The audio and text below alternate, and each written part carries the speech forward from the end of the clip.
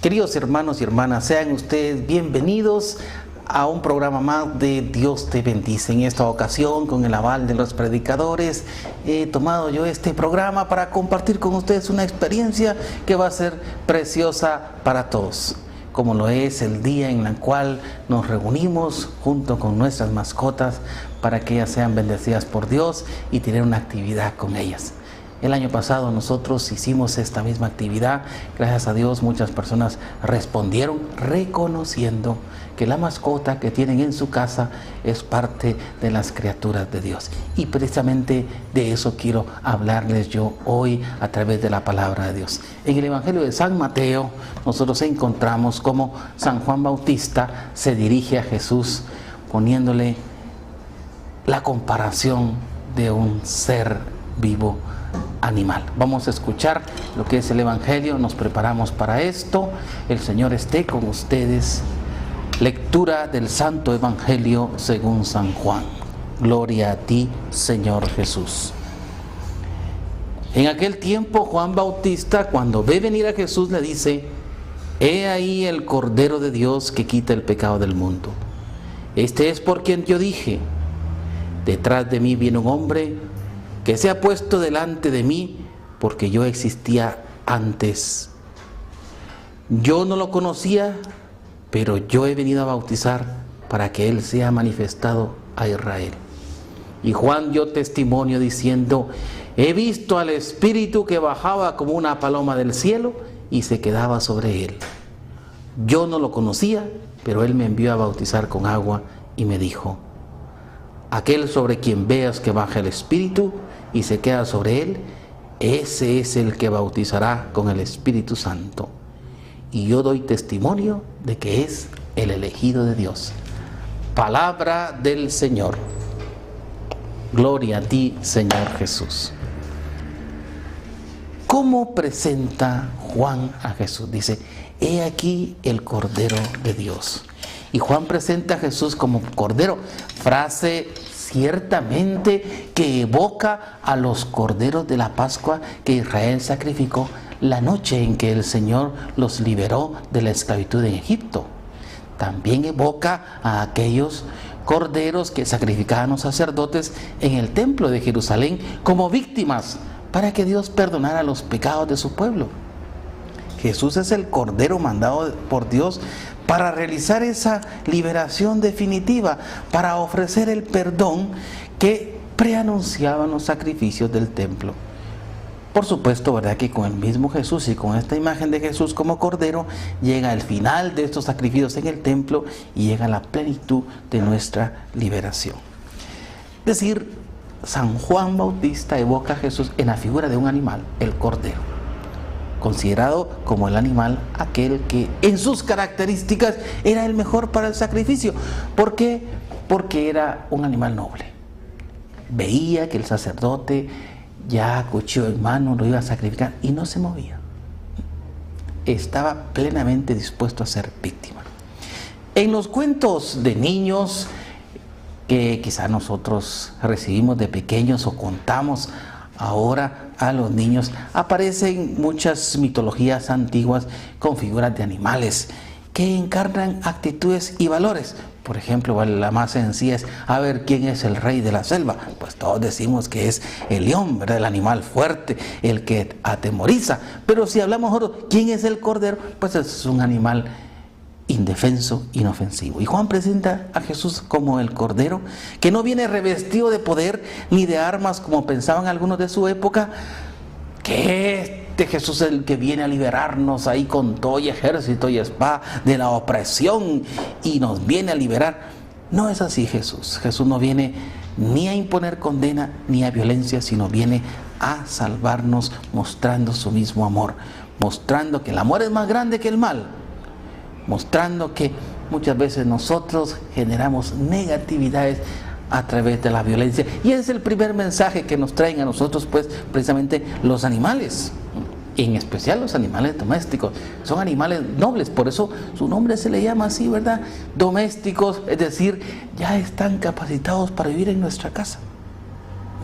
Y a nosotros nos toca, pues, como quien dice, ir dándole a estos animales esta categoría de tal manera que sean los mejores acompañantes de nuestras familias. Y vemos nosotros ahí un sinfín de mascotas, entre ellos tenemos las diferentes aves, algunos reptiles como las tortugas, por ejemplo, ¿verdad? Los felinos, ¿verdad? Como los gatos. Y lo que más hay, por supuesto, ¿verdad? Son los perros. Perros que en diferentes categorías y de diferentes formas nos acompañan, muchos de ellos como guardianes de la casa, muchos como acompañantes, muchos como aquellos que de alguna manera decoran también el ambiente donde nosotros estamos, y muchos haciendo trabajos bastante útiles como es guiar a los ciegos y a aquellos que los necesitan. La Biblia está, por así decir, colmada de un montón de ejemplos de animales.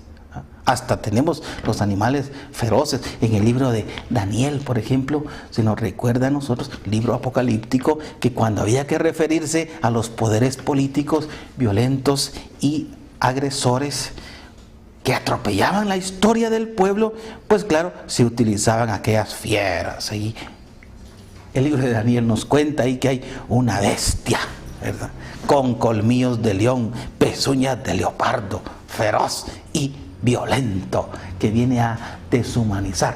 Lo plantea como aquel opresor, ¿verdad? Contrariamente a lo que se presenta a Jesús como el Cordero. Los compañeros que van a estar conmigo en este programa nos van a comentar de la figura de San Francisco de Asís, el patrono de los animales, porque precisamente nosotros hacemos esta actividad en octubre, porque el 4 de octubre es el día de San Francisco de Asís, el patrono de los animales. Nosotros pues lo hacemos el domingo más cercano al 4 de octubre, que en este caso caerá día 2 de octubre. Pues dentro de la historia de San Francisco de Asís está la famosa predicación que él le hizo a los pájaros. En cierta ocasión, dice, andaba San Francisco de Asís tan extasiado predicando un sermón sobre la alabanza de Dios, y todos se recuerdan que se acercaron los pájaros a escucharlo, mostrándose atentos y aún así, dice, agradecidos por lo que San Francisco de Asís estaba predicando. Hay un extracto aquí que quiero leerles yo. Dice: llegó a un lugar llamado Bebagná, donde muchos y variados pájaros estaban congregados. Al verlo, Francisco, el bendito servidor del Señor, porque fue un hombre de gran fervor, que tenía mucha simpatía por las criaturas inferiores e irracionales, abandonó a sus acompañantes en el camino y se dirigió hacia ellos. Los pájaros lo esperaban expectantes y él les saludó. Humildemente les pidió que escucharan las palabras de Dios. Entre otras cosas que les dijo, les habló lo siguiente: mis hermanos pájaros, deben amar ustedes al Creador profundamente, alabarlo siempre. Él les dio las plumas que portan, las alas para volar y todo lo que ustedes necesitan. Y les ha hecho nobles criaturas, les dio como hogar el aire puro. Ustedes no siembran ni cosechan, y con todo el Señor los protege y los gobierna sin ninguna ansiedad de parte de ustedes. Los pájaros se mostraron gozosos a su manera, estirando el cuello, extendiendo sus alas, abriendo sus picos y mirando atentos a Francisco. Leyendas y anécdotas sobre el patrono de los animales, San Francisco, y los pájaros se multiplicaron, pero de diferentes maneras. Y después también se multiplicaron sobre diferentes tipos de animales. Todos han conocido esta famosa historia. Algunos dicen: miren, no podemos dudar que esto fue cierto, porque lo vieron nuestros ojos. En el libro del Génesis, en el capítulo 1, el primer libro de la Biblia, 24-25, el Señor Dios entrega al hombre y a la mujer el mando sobre las cosas creadas. Y dice así el Señor: produzca la tierra seres vivos según su especie, ganados, reptiles y animales salvajes según su especie. Y así fue. Y Dios hizo los animales salvajes según su especie, los ganados según su especie, y todos los reptiles del campo según su especie. Y vio Dios que era bueno. Palabra de Dios. Te alabamos, Señor. Podemos decir que las almas de los animales no existían antes de la creación. Que produzcan los seres vivos, decía. No es que la alma de los animales estuviera oculta en la tierra o apareciera después, sino que comenzó a existir en el momento en que ellos recibieron un mandato. Es decir, una tarea. Reproducirse en la tierra. ¿Y reproducirse para qué? Precisamente para ayudar al hombre y a la mujer en el dominio que Dios les había dado sobre la creación. Dios creó las almas en la tierra. Ahí dijo Dios que las aguas produzcan reptiles vivientes. ¿Produzca la tierra un alma viviente? No, así no dijo. Es que la tierra tiene alma o no tiene alma. ¿Los animales tienen alma o no tienen alma? Pues ya hay muchas teorías filosóficas sobre que dudaban que nosotros los seres humanos tuviéramos alma.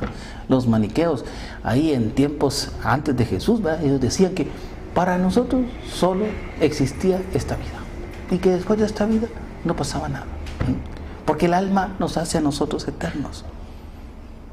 ¿Tienen entonces los animales alma o no tienen? ¿Qué podemos decir para ello?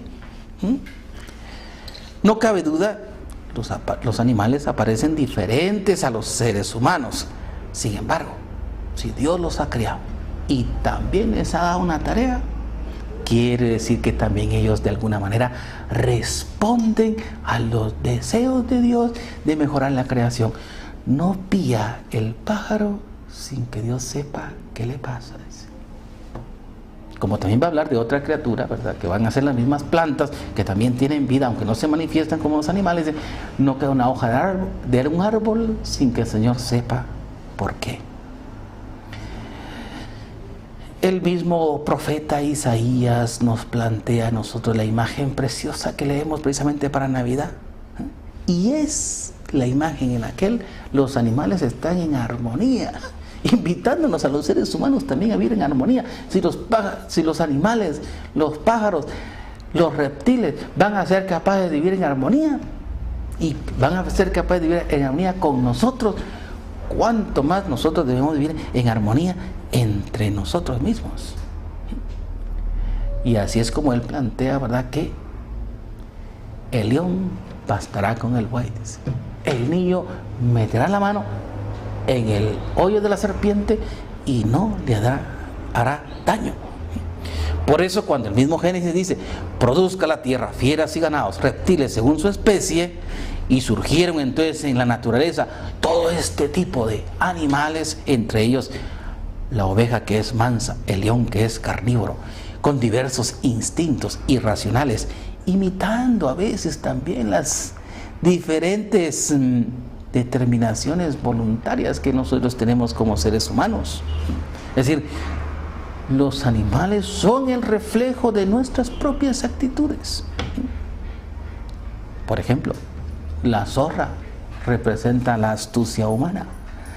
La serpiente y los dardos envenenados que hace al morder representa lógicamente esa capacidad que nosotros a veces tenemos del mal. Y digo capacidad porque algunos son hasta astutos en el mal. Todo esto, queridos hermanos, nos muestra a nosotros que cualquier animal y cualquier característica de los animales representa una actitud humana. El relinchar de un caballo, aquellos jóvenes activos. La hormiga laboriosa que quiere despertar la actividad en nosotros cuando estamos en pereza. Al hablarles hoy sobre las criaturas que Dios ha creado,